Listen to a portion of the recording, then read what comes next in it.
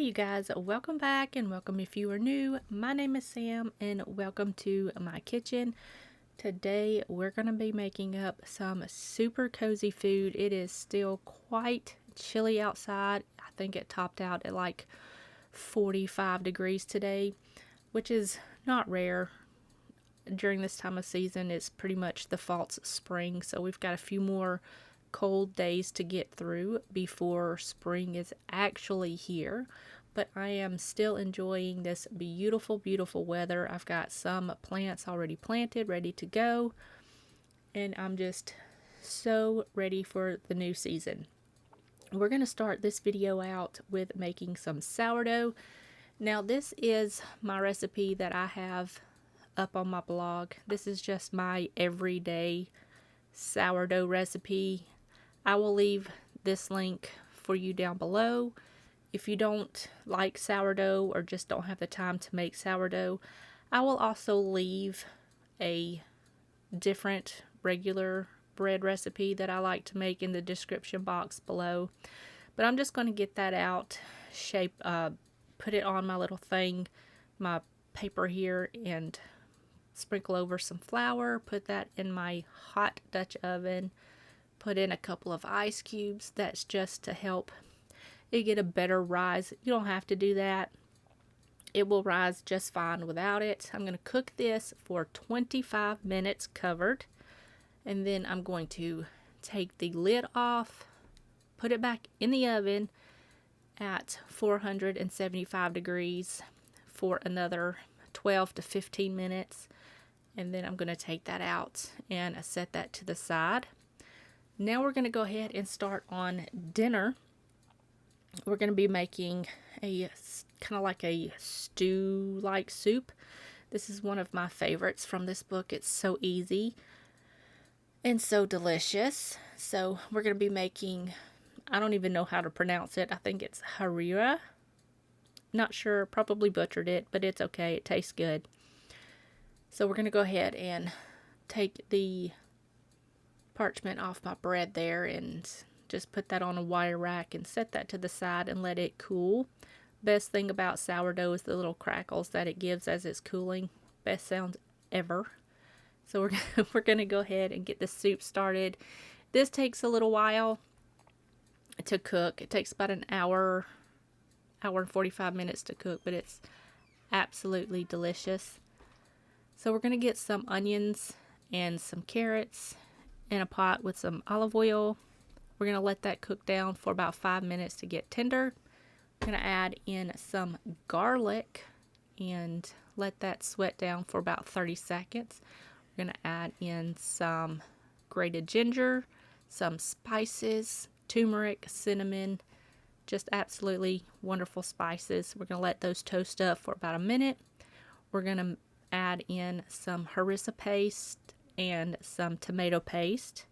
We're going to mix that around, let that get all incorporated, and we're going to add in 8 cups of vegetable broth.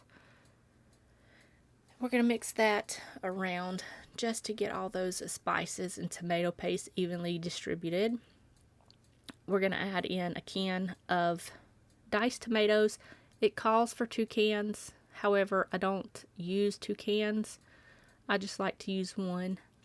And then we're going to add in 2 cans of chickpeas. I like to use canned chickpeas because if you use the fresh chickpeas, it just takes forever to cook. So, highly recommend to use the canned chickpeas. You're going to add in some lentils, whatever kind you like. Just add those in there, along with some paprika. We're going to mix that around and we're going to let that cook for about an hour and a half. In the meantime, we're going to go ahead and make some cookies. Now, we're going to make oatmeal cookies. I don't make these too often, but they're really delicious. These are my sourdough oatmeal cookies.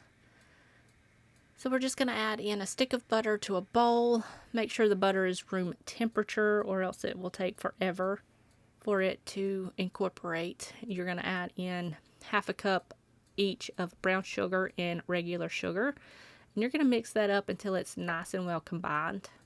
Once that's combined, you're going to add in your sourdough starter or sourdough discard. Both works really well.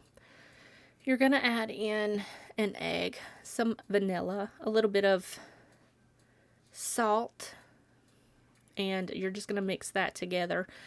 I'm just going to set that to the side because it's time to add in some orzo to this soup. It's got about 20 more minutes to cook, which is just long enough for this orzo to cook and for us to get these cookies done. So once you get that orzo in there, just stir it up, let it do its thing, another 20 to 30 minutes. Moving back to the cookies, I've got my butter mixture all ready to go. We're going to work on the dry ingredients. In this bowl I have some regular all-purpose flour. We're going to add in some salt, some cinnamon, some baking soda. I like to kind of smush the baking soda up because it gets clumpy. And then you're going to add in some oats. And you're going to mix that all together. Once it's all mixed together, you're going to add that into your butter mixture. And you're going to mix that all together until it's just combined. You're going to preheat your oven to 375 degrees. And you're going to line 2 sheet trays with some parchment. Here I'm using Silpat, but you can use either or. And you're just going to scoop these out in about 2 tablespoon measures. You can make these however big or small you want. You're going to pop these in the oven for about 10 to 12 minutes, and you're going to rotate the pan halfway through. While those are baking, we're going to go ahead and add some spinach to the soup. Mine was frozen. It'll cook down the last 5 to 10 minutes. It will thaw out and be good to go. While that spinach is cooking in the soup, our cookies are done, so we're just going to remove those to a wire rack to let those cool completely. Back to the soup. We're just back and forth today, but it's okay. It's kind of how that goes when you're cooking in the kitchen. It's always back and forth. So we're just going to add some lemon juice and some parsley. You can do cilantro if you want to. We're just going to add that into the soup. Give that a good mix, and this is done. You can check it for seasoning to check and see if you need more salt or pepper, or if you want to add a little bit of spice to it. But this is pretty much good to go for us. It tastes delicious, super easy to make. Cookies turned out so good, and it's just one of those super cozy meals. But I hope you guys enjoyed this week's video. If you did, give me a thumbs up. Leave me a comment in the comment section down below. I really do hope you guys enjoyed it, and I will see you guys in the next one. Bye, y'all.